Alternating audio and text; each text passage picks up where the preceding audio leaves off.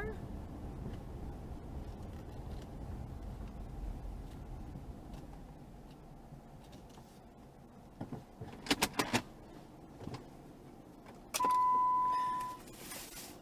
Miss Maddie's first mistake is instinctively removing her seatbelt. Without a dash cam to prove that she just removed it herself, this action essentially hands an officer reasonable suspicion for the stop on a silver platter. Without evidence, whether or not Miss Maddie was wearing a seatbelt is debatable and boils down to her word against the officers in court. After being pulled over, it is best to remain still, turn on your interior light, and place your hands on the steering wheel until instructed otherwise by the officer.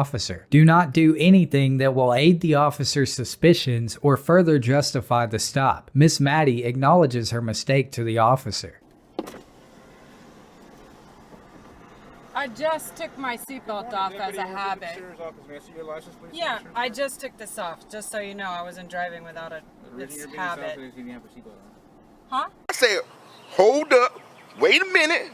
Something ain't right. Maddie is attempting to be honest with the officer, but the officer takes advantage of her honesty and considers it an admission of guilt. As noted earlier in the video, the officer passed Miss Maddie going in the opposite direction and could not have had a better view of the seatbelt if that's what he was looking for. It is important to never give an officer more information than is absolutely necessary, and Miss Maddie's quick defense only served to arm the officer with reasonable suspicion. Without her dashcam, Miss Maddie would have no evidence to support her claim, but her nervous and defensive body language could have been used as evidence to justify the officer's suspicion.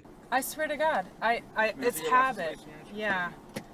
I wasn't speeding. Oh, man, I'm gonna tell you the reason you're being stopped today because you can have a seatbelt on. No, I just took it off. I swear to God, I have a camera. I have a camera. I can play it for you. Gotcha, Because bitch. it's habit. When I stop the car and put it in park, I take it off.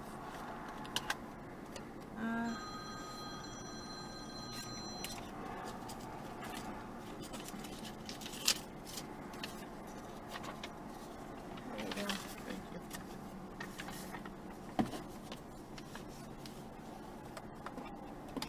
Is this your car? Yeah. What do you have to do that? Because my husband owns a dealership. Okay. So, does that mean you can just put dealer tags on any vehicle that you own? No, we're gonna sell Dealer it. tags are usually whenever Yes. for a dealer or if they're showing the vehicle. Which Yeah. is neither of the It's not neither case right now, correct? Notice that once Miss Maddie pointed out her dash cam, that the officer decided to focus on a different aspect of the stop. According to the Texas Department of Motor Vehicles website, a dealer tag can in fact be used by the dealer's family or employees for personal use. This officer frankly doesn't know what he's talking about and is presenting his speculations about dealer tags as facts. no, he's gonna sell it. I'm just test driving it. Are you now? Okay, but you just said this is your car. No, it's, of course, I'm driving it, so I have to have insurance on it and stuff. Okay, you said this is your car. I asked you if this is your vehicle, and you said yes. So there shouldn't be a reason why you should have a dealer tag on her just because your husband. Well, owns the right dealership. now I'm driving it, so it's not like. Do you want me to call my husband? You can talk to him. I'll go off of what you tell me. You tell me that this is your vehicle.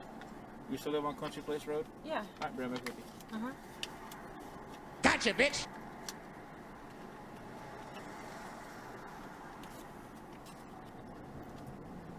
I mean, here you go. Make sure you wear your seatbelt also. I swear I was wearing. Make I have sure you a. also start driving cars at this time. Huh? Dealer tag. Put a real tag on your vehicle, not dealer tag, okay? Okay, but I swear I have. Okay.